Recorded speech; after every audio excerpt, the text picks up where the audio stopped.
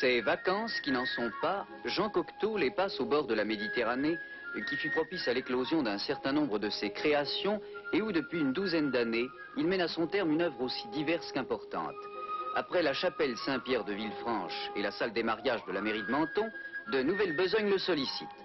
Son activité estivale est essentiellement partagée entre le centre universitaire du Cap d'Aille, dont il a entrepris d'orner le théâtre, et le bastion de Menton, que le maire de cette ville a mis à sa disposition. Mais aucune de ces occupations ne le disperse. Jean Cocteau, aimez-vous les violons d'Ingres? Je déteste les violons d'Ingres et les travaux faits de la main gauche ou par-dessous la jambe. Pour moi, quand j'exécute un travail, je l'exécute jusqu'au bout, jusqu'au point final. Et on me dit, mais comment êtes-vous arrivé à faire tant d'œuvres différentes? Eh bien, on arrive à faire un travail considérable en ayant l'air de ne pas travailler, puisque Aimé Michel prétend que je suis le plus grand paresseux qu'il ait jamais connu et qu'on n'a jamais vu une œuvre aussi énorme et aussi considérable. Par conséquent, il a raison. Souvent, je travaille pour n'avoir pas à travailler le lendemain. Quand j'exécute une tapisserie, ou un pastel, ou un dessin, ou un film, ou un poème comme le Requiem, eh bien, je ne mélange pas les genres. Je ne fais que ce que je suis en train de faire. Et c'est pourquoi il est ridicule de dire que je suis velléitaire, que je me disperse. Ce n'est pas vrai. La poésie peut prendre tous les véhicules pour atteindre son but. Et j'estime que même si je fais des poteries, c'est comme un moine fait de la liqueur, évidemment, puisqu'on entre en poésie comme on entre en religion.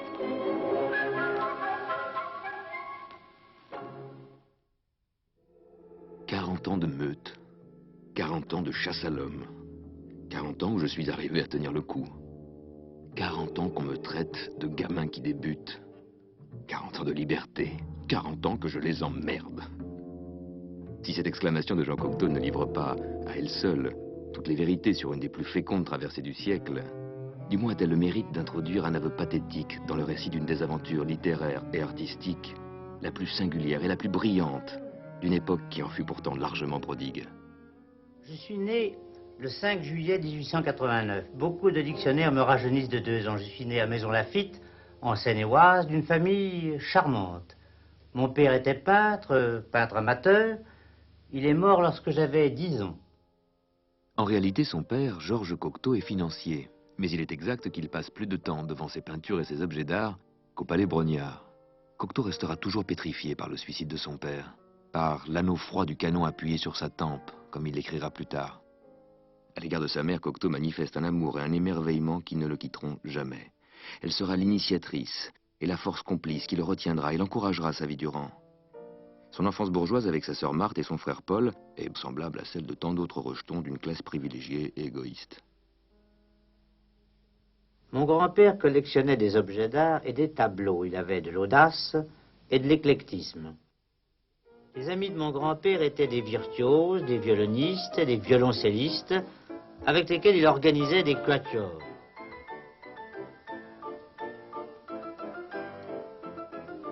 Tout cela, outre les mystérieux départs de ma famille pour l'opéra, soit vers Faust, soit vers le crépuscule des dieux, composait un drôle de mélange qui ne pouvait me donner qu'un vague amour de la peinture, de la musique et du théâtre. L'enfant fait des mots d'enfant. Plus tard, je serai ingénieux. Effectivement, il le sera. De ce moment magique de la vie, Cocteau n'en revendiquera aucune précocité. À juste titre, car rien vraiment ne le distingue alors, sinon sa fascination pour le théâtre. J'ai pris d'ailleurs la maladie rouge et or dans mon enfance.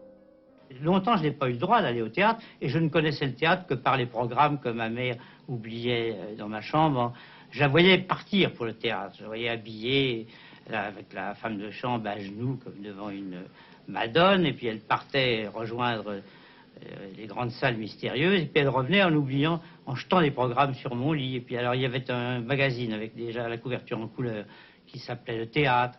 Alors j'avais la scarlatine, la rubéole, et j'étais dans mon lit, et aussi des fausses appendicites pour ne pas aller au collège. Et puis je découpais des décors, je les réinstallais dans des petits théâtres. C'est peu dire qu'il vit mal ses années scolaires. À 15 ans, il décide une fois pour toutes d'être mauvais élève. Il est renvoyé du lycée Condorcet, où il a rencontré Dargelos, le coq du collège. Il était beau, de cette saleté d'animal, d'arbre ou de fleuve, de cette beauté insolente. Après 3 échecs au baccalauréat, il aborde ses premiers poèmes qu'il jugera plus tard comme un atroce gâchis. J'ai, de naissance, une cargaison mal arrimée. Je n'ai jamais été d'aplomb. 1906, bon jeune homme, il prend le thé avec sa mère, et c'est ailleurs qu'il porte son regard. Surtout ne pas déplaire à cette mère possessive, mais d'abord écrire, se frotter au monde. N'as-tu pas compris que ma vie se passe à lâcher mes instincts, à les regarder, les trier une fois qu'ils sont dehors, et à les mater à mon profit? Première lettre, première phrase d'un dialogue épistolier qui rythmera un demi-siècle l'existence du couple. Encore 2 ans, et Jean Cocteau, dont les poèmes sont lus en public pour la première fois, va pénétrer un cercle d'artistes, de comédiens, de poètes, d'écrivains, de riches mondains. Ses nouveaux amis s'appellent Daudet, Rostand, Proust, Alain Fournier, Charles Péguy, François Mauriac, Anna de Noailles. 1er février 1909, il publie son premier recueil poétique, La lampe d'Aladin, suivi l'année suivante du Prince frivole, un titre qui lui collera à la peau. 2 ans plus tard, il publie La danse de Sophocle, qu'il qualifiera de 3e niaiserie poétique et qu'à la fin de sa vie, il éliminera de ses œuvres complètes. Il entre alors, et pour un demi-siècle, dans un tourbillon artistique et mondain dont il sera, sinon l'acteur le plus doué, assurément le plus éclectique et le plus controversé. Cocteau irrite. Il aimante déjà les jugements sommaires, ses talents agacent. Proust se navre dans une correspondance de ses dons merveilleux et stérilisés. Dans une lettre, Gide tense Cocteau. Vous êtes prodigieusement, périlleusement bien doué. J'étais né pour être prince, un petit prince en exil, chassé par quelques périls de sa lointaine province, dédaigneux, frivole et mince, rêvasseur et puéril. J'étais né pour être prince, un petit prince en exil. Un regret sans cause évince, mon chagrin réel mais vil. Le cœur qu'un souvenir pince, j'étais né pour être prince. Après une période absurde, où le succès me rendit aveugle, de 1910 à 1916, ce furent plusieurs grandes rencontres qui m'ouvrirent les yeux et m'apprirent que l'art n'est pas une distraction, mais un sacerdoce. Je suis né à 20 ans, à cet âge où Raymond Radiguet devait mourir n'ayant jamais posé le pied sur les mauvaises routes et nous indiquant à 15 ans celles qu'il convenait de suivre. Mes rencontres, les rencontres dont je parle avant la sienne et qui devaient tant m'apprendre, furent celles d'Igor Stravinsky et de Pablo Picasso. Le sacre du printemps, quelle bombe, quel chef-d'œuvre. Pour Cocteau, c'est la révélation d'une forme d'art opposée aux habitudes et anticonformiste. C'est quand j'ai connu Stravinsky que j'ai compris que l'esprit de création est la plus haute forme de l'esprit de contradiction. Nous sommes en 1913. Cette rencontre lui inspire le Potomac, livre de la mue, selon Cocteau qui a 24 ans. Le Potomac est la chronique fantastique, écrite et dessinée, de 2 clans monstrueux, les Eugène et les Mortimer. Un peu bande dessinée, un peu Bruegel, un peu Flaubert avec ce quelque chose dans l'écriture qu'il apparente au collage cubiste. C'est un ouvrage plein d'humour et sans équivalent. Mon œuvre commence avec le Potomac. C'est une sorte de préface.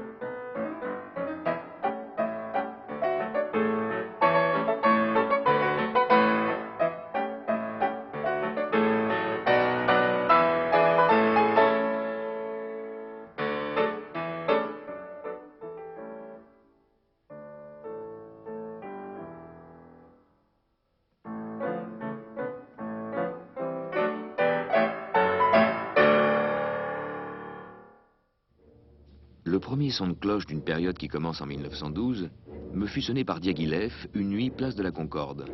Nous rentrions de souper après le spectacle.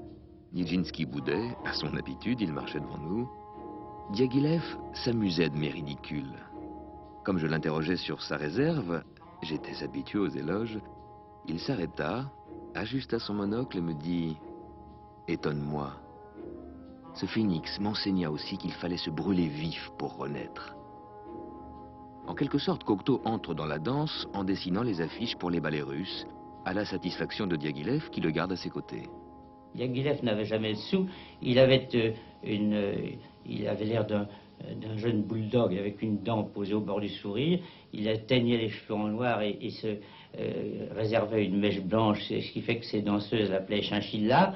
Et il était toujours au fond d'une loge avec des petites lorgnettes de nacre et il ne passait rien à ses danseurs. Il était féroce.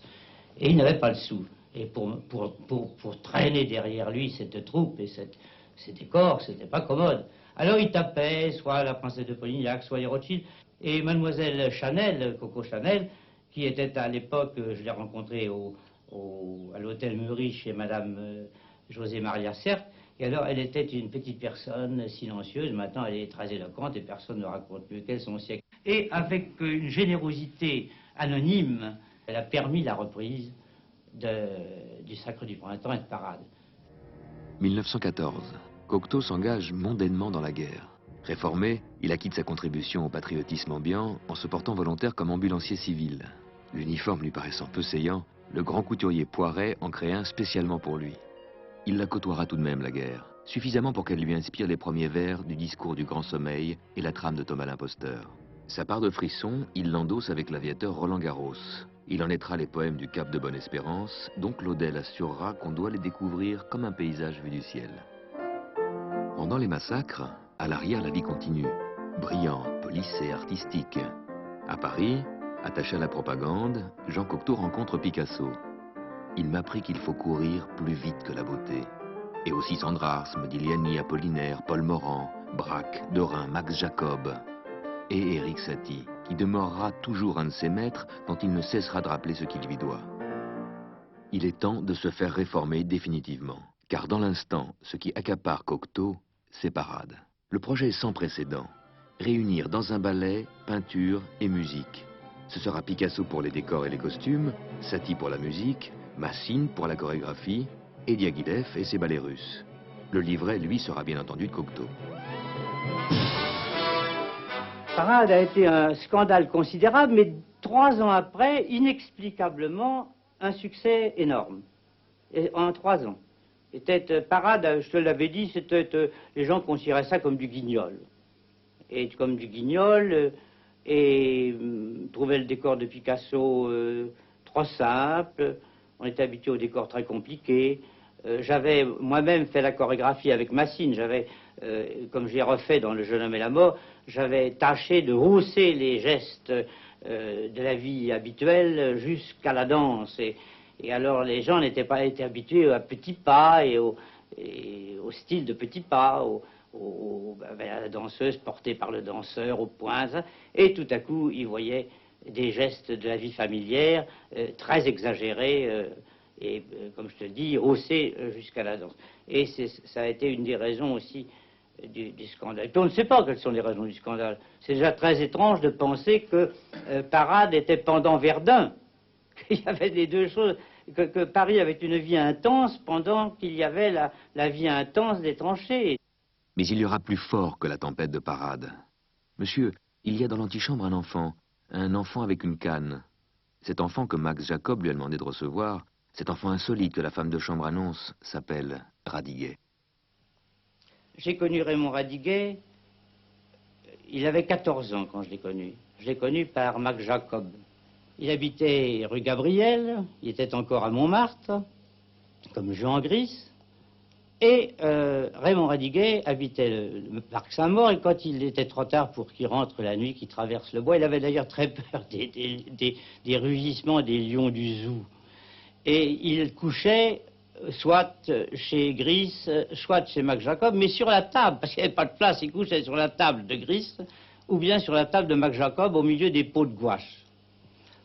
Alors un jour, je l'ai rencontré avec Max Jacob, et il était extrêmement... il sortait de sa poche des petits papiers chiffonnés, les aplatissait avec la main, et nous lisions des poèmes frais et acides comme des grappes de groseille. Pour Cocteau, cette rencontre est un éblouissement. L'apparition de cet enfant myope, en lequel il reconnaît instantanément son maître, est l'un des moments sacrés de son existence. L'enfant à la canne, qui mourra 5 ans plus tard, va administrer à Cocteau une leçon d'éthique et de rigueur littéraire. Passion sans retour de Cocteau pour Radiguet, qui lui préfère les femmes et l'alcool. Souffrance de Cocteau, humiliation de Cocteau. Lorsque j'aurai 40 ans, je ne veux surtout pas qu'on m'appelle Madame Cocteau, ironise Radiguet. Extase de Cocteau qui le compare à Rimbaud, se voudrait peut-être Verlaine et le bat parce qu'il a passé la nuit avec sa maîtresse.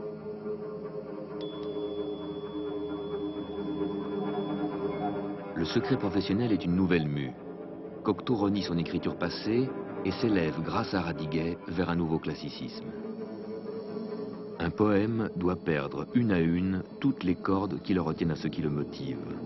Chaque fois que le poète en coupe une, son cœur bat. Lorsqu'il coupe la dernière, le poème se détache, monte comme un ballon, beau en soi, et sans autre attache avec la terre. Sa théorie, c'était il faut mettre son chevalet devant un chef-d'œuvre et le copier sans que ça lui ressemble. Alors, il avait mis son chevalet devant la princesse de Clèves, il en a résulté le bal d'Orgel, et j'avais mis mon chevalet devant les 100 premières pages de la Chartreuse de Parme, et il en est résulté Thomas l'imposteur.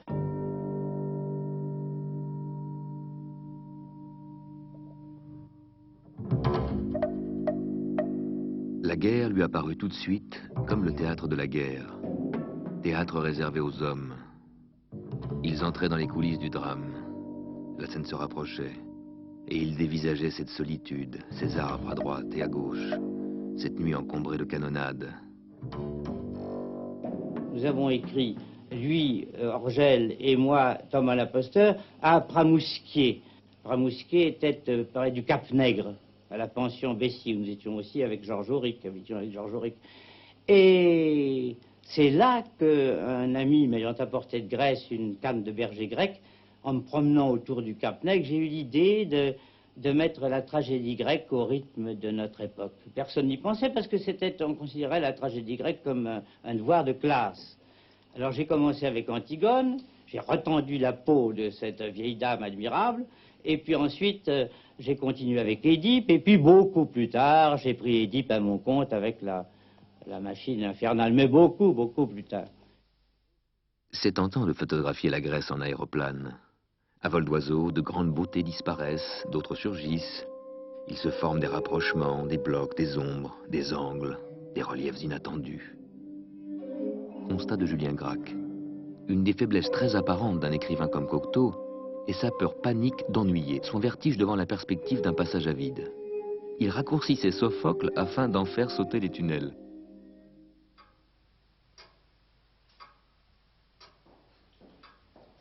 Le père recevait des télégrammes. Un matin, ils partirent, toussant, boitant, suivis d'un chien mystérieux comme l'Anubis. Jacques toussait. Sa mère devint folle d'inquiétude. Il lui laissa son tourment. Il toussait par amour. Sur la route, il boitait en cachette.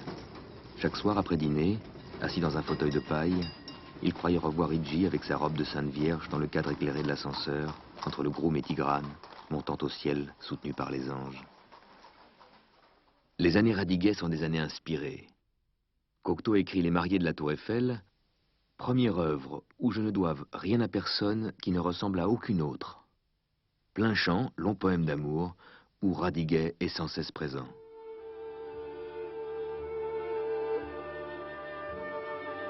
Trop de génie, trop de passion, trop de fureur, il était écrit que la vie n'en voulait pas.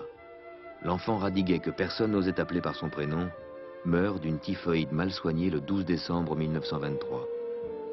Coco Chanel lui organise d'extravagantes funérailles. L'orchestre nègre du Bœuf sur le toit accompagne le cortège. Cocteau, foudroyé, s'alite, refuse d'assister aux obsèques. Alors j'ai formé Radiguet, pour réussir à travers lui ce à quoi je ne pouvais plus prétendre. J'ai obtenu le bal du comte d'Orgel. Maintenant je reste seul, stupéfait de tristesse, debout au milieu des décombres d'une usine de cristal.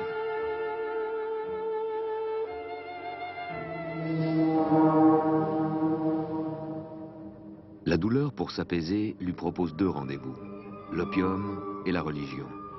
Il écrit « L'opium ressemble à la religion, dans la mesure où un illusionniste ressemble à Jésus. » À Max Jacob, il reproche toutefois « Tu me conseilles l'hostie comme un cachet d'aspirine. » Cocteau découvre le couple maritain, prosélyte catholique mondain. Le cœur dont il signe toutes ses lettres est devenu le cœur de Jésus, témoigne Chaviré, raille samaritain. L'abbé Munier, confesseur de ce petit monde, constate perplexe que le converti utilise la religion pour dénouer certains jeunes gens. Sa conversion alimente les salons. Claudel, j'ai vu Cocteau tout transformé. Il a une lumière sur son visage. Paul Valéry lui s'exclame, la religion est fichue si les hommes de lettres se mettent dedans. Il entreprend sa deuxième cure de désintoxication, financée par Coco Chanel, et boucle le chapitre religieux, reprochant aux maritains le sacrilège de mélanger la littérature et la religion. S'il n'y reviendra jamais, il ne manquera aucun des rendez-vous de l'opium. Ils occuperont sa vie, avec l'enchaînement des cures qui libèrent son exceptionnelle fécondité. Nous portons tous en nous quelque chose de roulé, comme ces fleurs japonaises en bois qui se déroulent dans l'eau. Aucun de nous ne porte le même modèle de fleurs. Il se peut qu'une personne qui ne fume pas ne sache jamais le genre de fleurs que l'opium aurait déroulé en elle.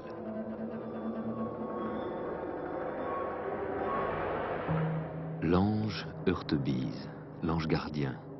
L'ange se place juste entre l'humain et l'inhumain. C'est un jeune animal éclatant qui passe du visible à l'invisible avec les puissants raccourcis d'un plongeur, le tonnerre de 1000 pigeons sauvages. Je sais que la poésie est indispensable, bien que je ne sache pas à quoi. Cependant, le prestige de cette inutilité indispensable doit être immense, puisque depuis que les hommes écrivent, une âpre jalousie déchaîne contre les poètes ceux qui ne le sont pas, comme si les poètes étaient, par une injustice native, les possesseurs d'un fabuleux privilège dont ceux qui ne le possèdent pas prétendent que ceux qui le possèdent par astuce. Et ils leur refusent le droit d'en jouir. En musique, Cocteau ne cesse d'être Cocteau, imprévisible et éclectique. Après le choc de Stravinsky, sa collaboration avec le fameux groupe des Six, l'avant-garde musicale des années 20, il se précipite vers le jazz et joue même dans un groupe. Picabia le traite de parmentier du jazz band. Cocteau hausse les épaules et continue. Swinging all day, swinging on nothing, swinging away, swinging on nothing, swinging I say, swinging on nothing, Lord, just swinging away, swinging on nothing, swinging for pay, swinging on nothing, swinging I say, swinging on nothing, Lord. Now get it. La-do-la-do-day. Yes, yes, go on and get it, 'cause I'd like to see you hit it. Now hit it. Don't tell me, George, I know that again. Solid, swinging away, swinging on nothing, swinging I say. Entre les surréalistes et Cocteau, c'est l'incompréhension et la haine. Breton déteste Cocteau, le palotin, l'être le plus haïssable de son temps, et sabote avec ses amis toutes ses parutions et tous ses spectacles. Cocteau, qui refuse de se soumettre, n'appartiendra à aucun des deux grands mouvements de l'époque, Dada et les surréalistes. Il écrit « Il n'y a pas d'école, seulement des individus. »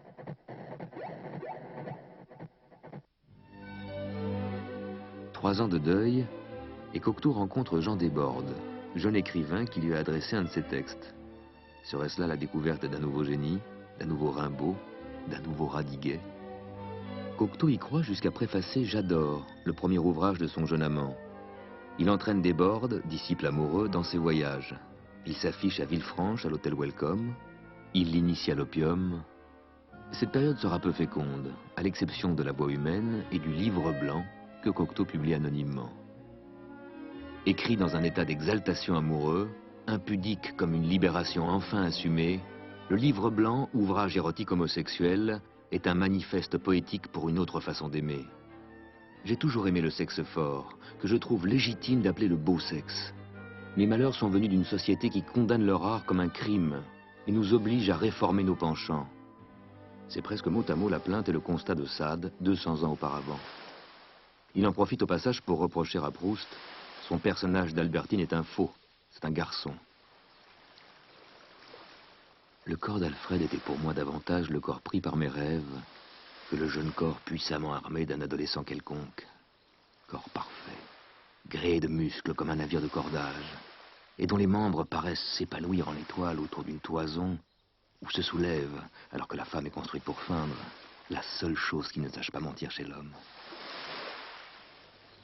Quand j'ai écrit Les enfants terribles, j'étais à la clinique de Saint-Cloud pour une désintoxication d'opium.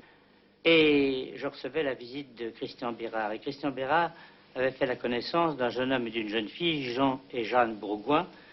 Jeanne est morte, maintenant Jean est à la trappe. Et ses frères et sœurs vivaient en vase clos, ils vivaient en thermos. Ils ne pouvaient pas supporter les microbes de l'extérieur, un peu comme mes parents terribles.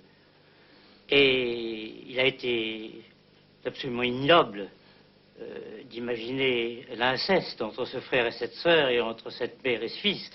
C'est la pureté même, et il s'agit peut-être d'un inceste moral. Il y a quelquefois un inceste moral entre un frère et une sœur, entre une mère et un fils, mais rien des mariages pharaoniques. Cet ouvrage, publié en 1929, est le roman d'une génération. Cocteau y mêle sa vie d'enfant au lycée Condorcet, la cité Montier et la vie de Jean et Jeanne Bourgoin. J'écrivais 7 pages par jour. Je crois avoir raconté que j'écrivais 17 pages par jour, mais ça c'est une fanfaronnade marseillaise. J'écrivais 7 pages par jour, pas plus. Et au milieu du livre, quand Élisabeth épouse le jeune Américain, j'ai voulu dire des choses qui m'intéressaient sur l'Amérique, j'ai voulu m'en mêler, j'ai voulu prendre le large, et le mécanisme s'est interrompu. Il a fallu que j'attende 15 jours pour qu'il se remette en marche. Avec La Voix humaine, Cocteau entre à la Comédie Française. Le soir de la première, Éluard proteste. C'est obscène. Cet affrontement sera le dernier avec les surréalistes. Pour Cocteau, c'est le triomphe. Sa pièce sera jouée dans le monde entier.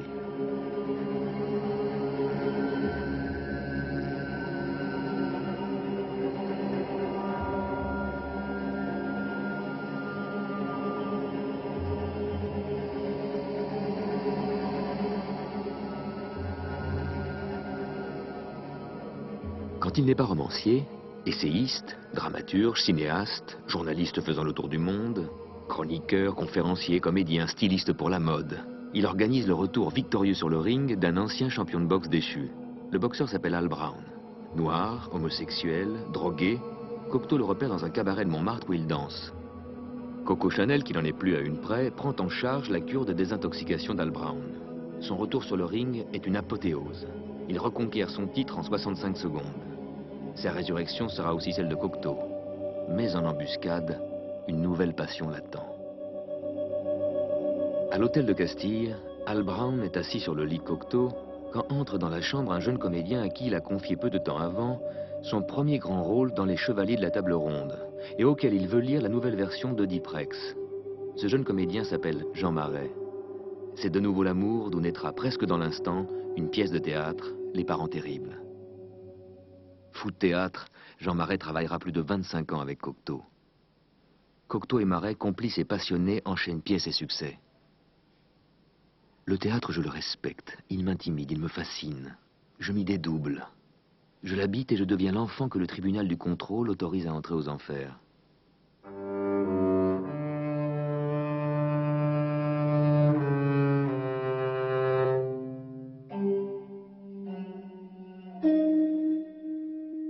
C'est de nouveau la guerre. À l'instar de beaucoup d'autres artistes et intellectuels, Cocteau, bien que sans complaisance à l'égard de l'occupant, mais guère critique à l'égard de Vichy, ne verra jamais en la présence nazie un obstacle à sa création et à ses activités. Entre 1940 et 1944, il écrit 2 livres, 5 pièces et tourne 2 films. Au théâtre, on reprend Les Parents Terribles, et en avril 1941, La Machine à écrire, qui fait l'objet d'une attaque violente des écrivains collaborateurs Rebattet et Lobreau. Cocteau, avec Sartre, témoigne en justice en faveur d'un petit délinquant qui risque gros, et dont on entendra parler plus tard, Jean Genet. Il ne l'oubliera jamais. Mais il publie dans Comédia en mai 1943 un salut à Breker, sculpteur préféré d'Hitler. Le sculpteur officiel du Reich, Arno Breker, met la dernière main dans son atelier aux œuvres qui doivent bientôt être envoyées à Paris, où, on le sait, il travailla durant plusieurs années. Ce jour-là, à l'Orangerie, Sacha Guitry, Vandongen, Dorin et Serge Liffard sont avec Cocteau.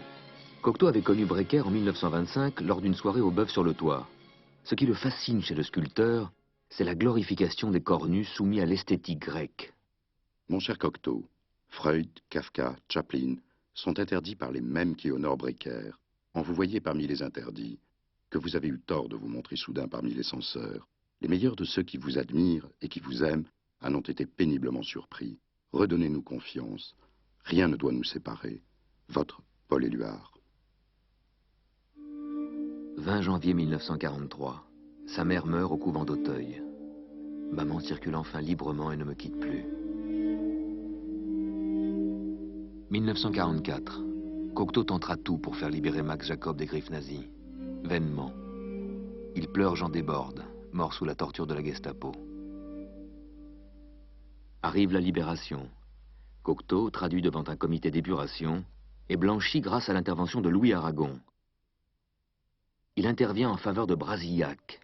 Je signerai parce que j'en ai assez qu'on condamne les écrivains et qu'on laisse les fournisseurs de l'armée allemande tranquilles. En 1946, Cocteau, malade, a 57 ans. L'envie le saisit de dresser un bilan. J'ai passé la cinquantaine. C'est dire que la mort ne doit pas avoir à faire bien longue route pour me rejoindre. La comédie est fort avancée. Il me reste peu de répliques.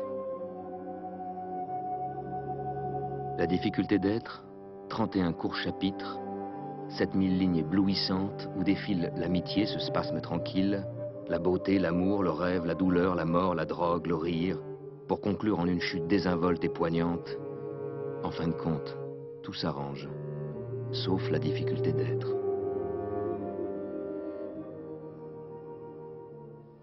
À la représentation de Bacchus par la troupe de Jean-Louis Barrault, c'est le scandale. Mauriac quitte la salle et dénonce dans le Figaro « Cocteau, l'insecte à carapace ». C'est l'affrontement. Cocteau réplique dans François avec un article intitulé « J'accuse ». L'homme a fait Dieu à son image n'est pas une boutade, mais la triste vérité. Le Dieu de Mauriac, quelle honte.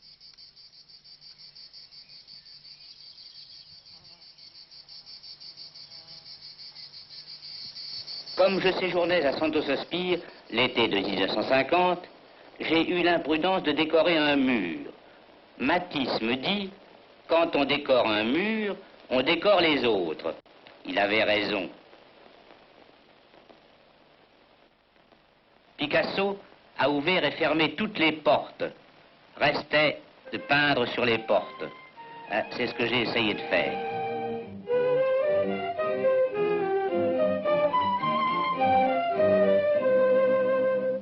Voici la chambre des boucs, dite chambre des sages.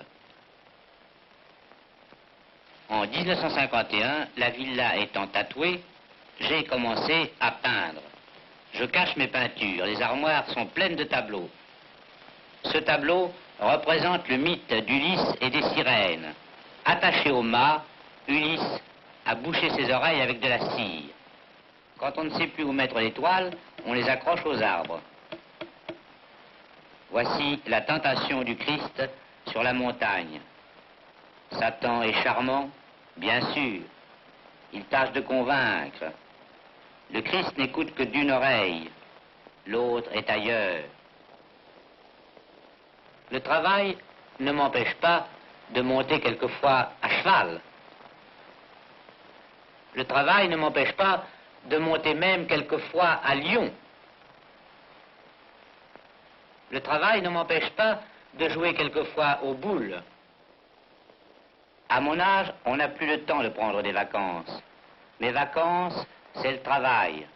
Quand j'écris une pièce, j'écris une pièce. Quand je dessine, je dessine.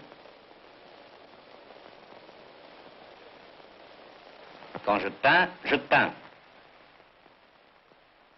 Toute sa vie, Cocteau eut des mécènes qui reconnurent son génie et son éclectisme.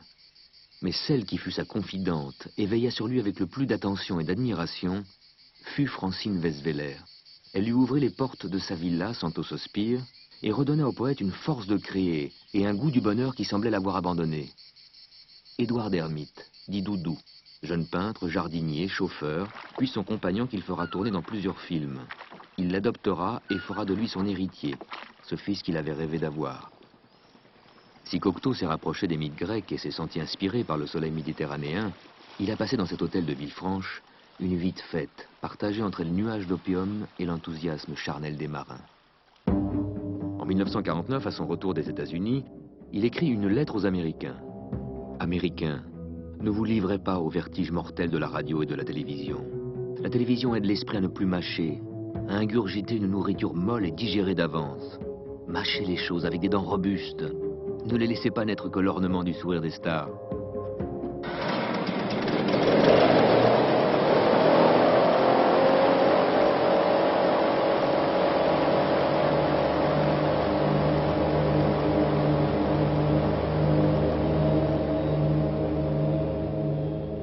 10 ans après Orphée, Cocteau tourne Le Testament d'Orphée au Beau de Provence, dernier de ses 6 longs métrages. Il a réuni ses amours, Dermite, Marais et ses amis Picasso et Dominguine. Film odyssée d'un homme de 70 ans perdu avec ses mythes. Film admirable, dit Truffaut. Film d'un homme traqué par la mort et épuisé par ses allers-retours entre le monde des morts et des vivants. Mon dernier poème visuel, répond Cocteau, qui filme ce requiem comme un songe, où il abolit le temps et l'espace pour échapper à la mort. Transpercé par un javelot assourdissant, il murmure « Faites semblant de pleurer, mes amis, car les poètes ne font que semblant de mourir. »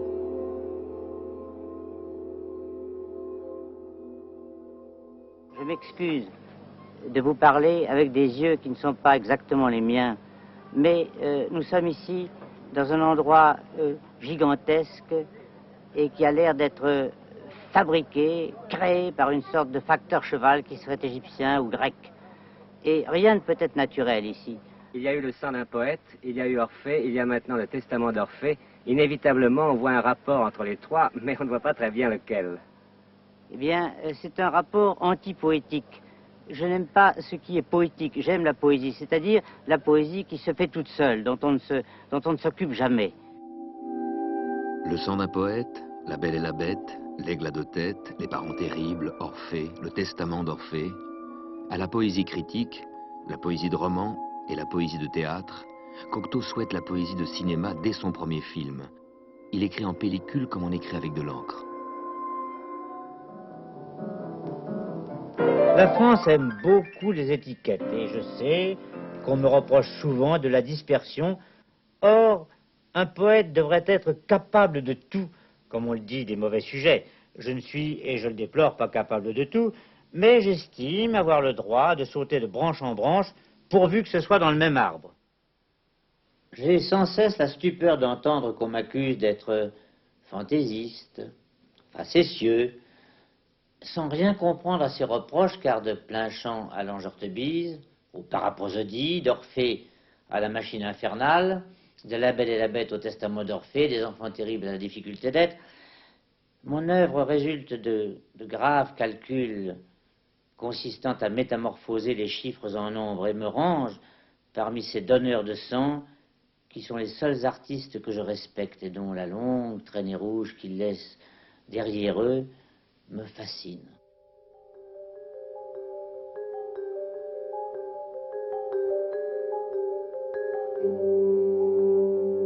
Acheté dès 1947 avec Jean Marais, Cocteau s'installe dans leur maison de Milly-la-Forêt.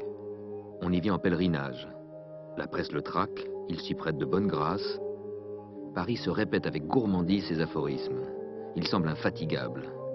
Il est à la fois un maître, provocateur et sage, l'oracle qui fixe la règle, et plus important peut-être, l'acteur témoin, attestant inlassablement d'un âge d'or intellectuel et artistique disparu et sans pareil. Mais est-il dupe? Réponse de Cocteau. Je ne me montre qu'aux heures de la parade et du numéro. Arrive alors la chose la plus improbable, la plus inattendue pour lui, il inspire le respect. C'est donc bien que la fin est proche. Cette maison de Milly-la-Forêt, faite pour abriter les fantômes et les souvenirs, va se transformer peut-être à son insu en conservatoire de sa parole et de sa mémoire. Je suis un inconnu célèbre, et si tu parles des honneurs, à l'époque par exemple où j'ai été coup sur coup docteur honoris causa d'Oxford, où je suis entré, j'ai pris le fauteuil de Colette à l'Académie royale de Belgique, où j'ai été nommé à l'Académie française, où j'ai été commandeur de la Légion d'honneur, j'ai eu comme une raclée d'honneur, Mais ces honneurs s'adressent aux personnages de surface, et je dirais même que c'est le personnage interne, le moins interne, qui cherche à nous compromettre pour vivre dans ces confortables ténèbres pures de tout honneur. À Valoris, la fiesta dont Picasso fut l'an dernier le promoteur renouvelle ses fastes au cœur de la cité des potiers. Le grand peintre veut sans doute prouver à Jean Cocteau qu'il possède lui aussi un violon d'Ingres. Picasso le génie, le dieu hindou aux 100 mains, dit Cocteau fasciné.